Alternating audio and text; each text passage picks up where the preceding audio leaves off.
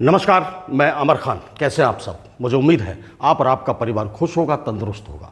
मैं हमेशा भगवान से और खुदा से दुआ करता हूं कि आप खुश रहें, तंदुरुस्त रहें, देश की तरक्की में अपना योगदान देते रहें, समस्याओं से ना घबराएं, खुद को हमेशा मोटिवेट रखें। समस्या है तो समाधान भी है।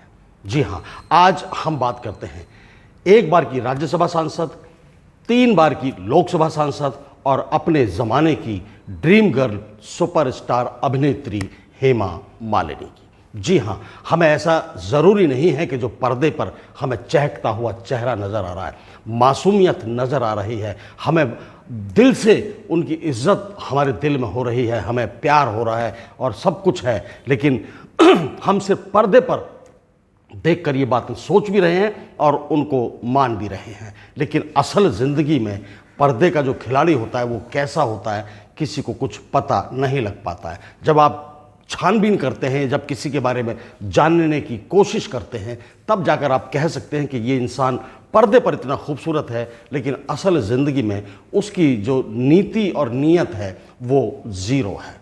मैं इसलिए ये बात कह रहा हूँ कि 3 बार की सांसद हेमा मालिनी रही हैं। आज तक उन्होंने एज ए महिला, वो महिला हैं जो उन्होंने आज तक भी संसद के अंदर देश की और समस्याओं के खिलाफ तो आवाज़ उठाने की बात दूर है, महिलाओं पर जो अत्याचार होते हैं, महिलाओं पर जो अत्याचार हो रहे हैं, उनके बारे में, उस समस्या को आज तक, यहाँ तक कि मणिपुर के अंदर जो महिलाओं का विभत्स कांड हमें देखने को मिला, उसको देखकर और सोचकर ही हमें कंपन छूट जाती है। लेकिन ऐसे मुद्दे पर भी एक महिला होने के नाते हेमा मालिनी ने कोई शब्द, कोई डिमांड या कोई ऐसा मांग नहीं उठाई संसद में सरकार से कि महिलाओं के लिए कुछ उत्थान की बात या महिलाओं की सुरक्षा की बात की जा सके। इनके जो फिल्मी कैरियर है, मैं उसकी आपको बात बताता हूँ। ये 3 बार की सांसद है और 3 ही जिंदगियों से खेलकर चौथी जो जिंदगी थी धर्मेंद्र की, उससे शादी की थी। मैं इसलिए कह रहा हूँ 3 जिंदगियों से खेलकर, क्योंकि पहला जब ये सुपरस्टार थी, इनकी अच्छी फिल्में चल रही थी, खूबसूरत तो है ही, चंचल भी थी, आवाज़ भी अच्छी थी, सब कुछ अच्छा था जो एक महिला के, एक लड़की के अंदर अट्रैक्ट करने के लिए होना चाहिए, वो हेमा मालिनी में था। सबसे पहले जो इन्होंने फंसाया, वो फंसाया जितेंद्र को।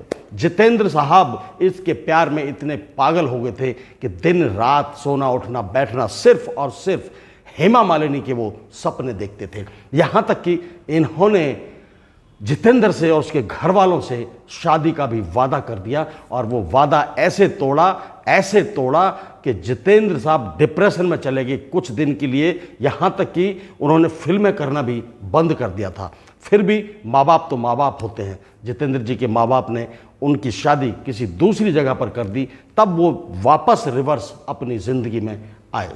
दूसरा शिकार जो हेमा जी ने किया था, अपने ज़माने की तेज तरार अभिनेत्री, खूबसूरत अभिनेत्री और एक ग्लैमरस अभिनेत्री होने के नाते जो लोग इन पर मरते थे, दूसरा शिकार थे लीजेंड अभिनेता संजीव कुमार।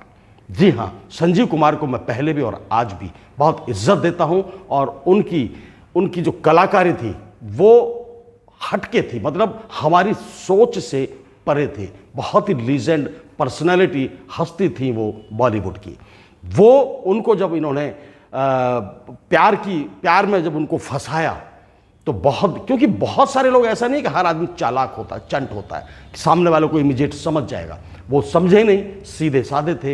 हेमा मालिनी के प्यार में वो फंसे, इतना फंसे कि वो शादी तक बात आ गई, और शादी तक बात ऐसा लगने लगा कि अब इनकी शादी होने ही वाली है। लेकिन आप जानते हैं, अब मैं क्या कहूँ कि महिलाओं के ऊपर तो कटाक्ष मैं नहीं कर रहा हूँ, लेकिन महिला के दिल को समझना, मैं कहता हूँ भगवान के लिए भी बड़ा मुश्किल काम होता है। एक आदमी सब कुछ छोड़कर हेमा जी के पीछे पड़ा हुआ था, हेमा जी के लिए सब कुछ न्यौछावर कर चुका था, क्योंकि हेमा ने भी खुद एक्सेप्ट ये कर लिया था कि मैं भी संजीव कुमार से प्यार करती हूँ और संजीव कुमार मुझसे करते हैं, और हम आने वाले वक्त में शादी करेंगे। हुआ क्या पता नहीं, कहीं और नजरें इनकी मिली होंगी हेमा मालिनी की। उसको भी इन्होंने, संजीव कुमार को भी इन्होंने 2 टूक जवाब दे दिया कि मैं आपसे शादी नहीं कर सकती। खूब खेली कूदी उनके साथ। उसके बाद जब इन्होंने मना कर दिया, संजीव कुमार बड़े संजीदा इंसान थे, संजीदा एक्टर थे, सोच समझ वाले इंसान थे, बड़ी सोच वो रखते थे, ज़्यादा छिचोरापन उनके अंदर था नहीं।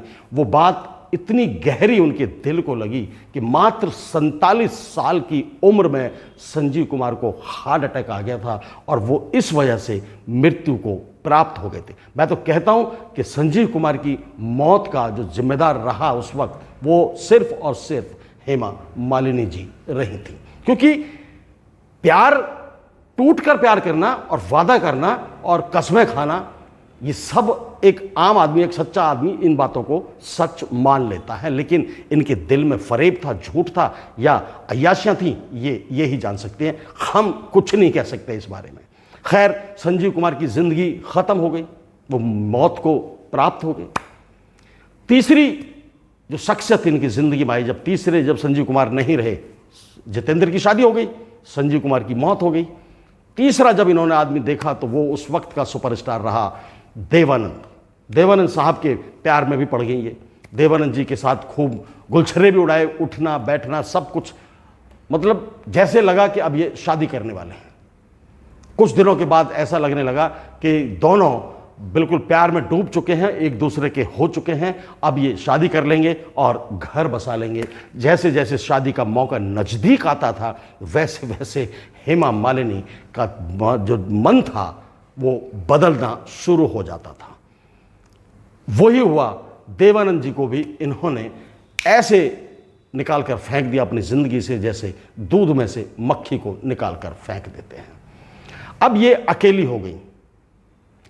इस दौरान धर्मेंद्र, जी हाँ, धर्मेंद्र हीमैन थे उस वक्त, बड़े पॉपुलर स्टार थे, उनके साथ भी इनकी फिल्में करती थी। उस वक्त इनसे भी मुलाकात होती थी। जब ये तीनों इनकी ज़िंदगी से चले गए तो धर्मेंद्र की शादी हो चुकी थी, 4 बच्चे थे। आप इस बात का अंदाज़ा लगाना कि एक महिला को ये शोभा देता है कि इस आदमी की शादी हो चुकी है, या तो उसकी बीवी की डेथ हो गई हो या किसी कारणवश तलाक हो गया हो, तब तो समझ में आता है कि आप महिला हो, कोई बात नहीं, आपको प्यार हो गया है तो आप इससे शादी कर लो।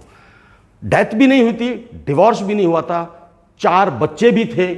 उसके बावजूद जब हेमा मालिनी को लगा कि अब मुझे कोई अपनाने वाला भी नहीं है, मुझे, क्योंकि मेरे इतने अफेयर्स हो गए हैं, और इस बात को सुनकर हर आदमी का दिमाग थोड़ा सा बदलता ही है कि ये पता नहीं कब किसको धोखा दे जाए, इसलिए इसके प्यार के चक्कर में पड़ना ही नहीं है। जब इसने, हेमा मालिनी ने अपने आप को अकेला महसूस करने लगी तो धर्मेंद्र इसकी दुनिया में आए, और धर्मेंद्र 4 बच्चों के बाप होने के बावजूद उसके प्यार में ये पड़ गई। और सन 1980 में इन्होंने, धर्मेंद्र ने अपना, क्योंकि शादीशुदा थे, इन्होंने अपना धर्म चेंज किया, इस्लाम धर्म कबूल किया धर्मेंद्र और हेमा मालिनी ने। धर्मेंद्र का नाम रखा गया दिलावर खान और हेमा मालिनी का नाम रखा गया आयशा बी। दोनों ने शादी कर ली। यहां जाकर इनकी प्रेम कहानियों का अंत हुआ। यह आप मुझे बताइए कि एक महिला को यह शोभा देता है कि 4 बच्चों का बाप, उसके पीछे उसकी पत्नी जिंदा है, उसके घर को तबाह करके या उसके घर में रंजिश पैदा करके, उस घर के में टेंशन पैदा करके शादी करना, क्या ये महिला के लिए शोभा देता है, समाज के लिए शोभा देता है? चलिए, कर भी लिया आपने, सब कुछ कर लिया, उसके बावजूद आपने कभी धर्मेंद्र के साथ, मतलब उसके परिवार में जाकर रहने की हिम्मत नहीं दिखाई। आपने पहले ही सोच लिया था कि मैं उस परिवार से अलग रहूंगी। इसका मतलब कि आप अकेली पड़ चुकी थी और आपने सोचा कि ये भी मेरे हाथ से ना निकल जाए, इसको मैं फटाफट इसके साथ शादी करके अपना घर बसा लेती हूँ। आज तक धर्मेंद्र की पहली बीवी प्रकाश कौर और हेमा मालिनी की बहुत ही कम मुलाकात देखने को मिली है। हालांकि परिवार बड़ा है, सोच बड़ी है, पढ़े लिखा परिवार है, तो इन चीज़ों को ज़्यादा ध्यान दिया नहीं, क्योंकि धर्मेंद्र के ने ये डिसीजन लिया था तो बच्चे भी, जैसे सनी देओल या सनी देओल और क्या दूसरे का नाम है, अभय देओल, सनी देओल और दूसरे का नाम क्या है, सनी देओल याद होगा, मुझे याद नहीं आ रहा उसका नाम। तो ये बच्चों ने भी सोच लिया कि कोई बात नहीं, पापा ने ये डिसीजन ले लिया तो ले लिया। अब बॉबी देओल, सॉरी माफ़ी चाहूँगा, बॉबी देओल और सनी देओल 2 बेटे हैं, तो मिलते नहीं थे हेमा मालिनी से। बहुत दिनों तक तो इनके घर आना जाना रहा ही नहीं हेमा मालिनी से। आज भी वो, मुझे लगता है कि मतलब प्यार से मिलने में कतराते हैं। इनकी 2 बेटियां पैदा हुई, ईशा देओल और अहाना देओल, सवाल ये है, फिर वही बात पर आता हूं कि आप अपनी खूबसूरती के दम पर किसी को पागल कर सकते हैं, खूबसूरती के दम पर आपसे कोई प्यार कर सकता है, और आप जब प्यार करते हैं तो उस प्यार का नाटक किस लिए? आपने जिंदगी में उस वक्त से लेकर आज तक, मेरा जो इस वीडियो को बनाने का मकसद ये है कि हमें किसी के ग्लैमर के पीछे नहीं भागना चाहिए। उसकी जिंदगी में वो क्या घटित हो रहा है, वो एक पब्लिक फिगर है, हम उस सिर्फ पब्लिक फिगर को ध्यान में ना रखें। हम ये भी देखें कि पर्सनल जिंदगी में वो सामाजिक है, पर्सनल जिंदगी में लोगों के काम आने वाली महिला है, या उसके दिल और दिमाग में कोई इमोशंस हैं या नहीं। राज्यसभा सांसद भी रही, तब भी पब्लिक के लिए कोई आवाज इस महिला ने नहीं उठाई। 3 बार की सांसद हैं मथुरा से, मथुरा में जाकर देख लीजिए, जो भी काम होता है वहाँ का अपना प्रशासन एमएलए वगैरह करते हैं। ये मोहतरमा जाती हैं और जीत कर आ जाती हैं। ये अपनी वजह से नहीं जीतती हैं, पहली बार अपनी वजह से जीती। जब इन्होंने काम नहीं किया, इनका विरोध भी बहुत हुआ। सिर्फ और सिर्फ माननीय प्रधानमंत्री नरेंद्र मोदी जी की वजह से ये 3 बार सांसद बनी हैं। उसके बावजूद इनको इतनी अकल नहीं आई है आज तक कि देश के अंदर जो समस्याएं हैं उनके लिए आवाज़ उठाएं, उनके संसद में सरकार से ये कहें कि ये जो समस्याएं चली आ रही हैं इनका निदान किया जाए, चाहे स्वास्थ्य पे हो, चाहे शिक्षा पे हो, चाहे बिजनेस पे हो, व्यापार पे हो, और तो कुछ नहीं, चलिए भाड़ में जाने दीजिए। कम से कम महिलाओं पर हो रहे अत्याचार पर हेमा मालिनी आपको आवाज़ उठानी चाहिए। आज भी लोग आपकी इज्जत करते हैं क्योंकि वो पुराना जो आपका रूप है, ग्लैमर, जो अभिनेत्री वाला रूप है पुराना वाला, वो आज भी लोग याद रखे हुए हैं और उस वजह से आपको इज्जत देते हैं। लेकिन आपने जनमानस की भावनाओं को बिल्कुल नहीं समझा है और आज तक आपने उनके लिए कोई ऐसा काम नहीं किया है कि जिससे लोग कह सकें कि ये अभिनेत्री हैं और इन्होंने हम सब के लिए इतने इतने बढ़िया काम किए हैं, सामाजिक काम किए हैं, धार्मिक काम किए, कुछ नहीं किया। जीरो आपका जो सांसदी का जीवन है वो जीरो रहा है। इतने मुद्दे हैं देश के अंदर, अरे कहीं तो आप बोलिए, कम से कम कहीं तो आवाज़ उठाइए, लेकिन नहीं उठाना। मैं आपको हेमा मालिनी की एक जानकारी आपको देता हूं, जो इन्होंने बड़ी अच्छी अच्छी फिल्में की। ऐसा नहीं, मैं भी इनको एक टाइम पर पसंद करता था, इनकी फिल्में देखता था, बहुत खूबसूरत थी, हैंडसम थी, चंचल थी, तो उस चीज़ में हम मना नहीं कर रहे हैं। लेकिन आपकी उम्र हो चुकी है, 1948 में आप पैदा हुई, अब आप देखिए कितनी साल की, अब तो कम से कम देश के लिए कुछ ऐसा काम कर दीजिए, महिलाओं के लिए काम, महिलाओं के लिए कर दीजिए बस, और ज़्यादा मैं आपसे डिमांड नहीं करता हूं। इनकी जानकारी मैं देता हूं। इनका जन्म जो हुआ 16 अक्टूबर 1948 को मद्रास, चेन्नई में हुआ। पति धर्मेंद्र हैं, आप जानते हैं। बच्चे ईशा देओल और अहाना देओल।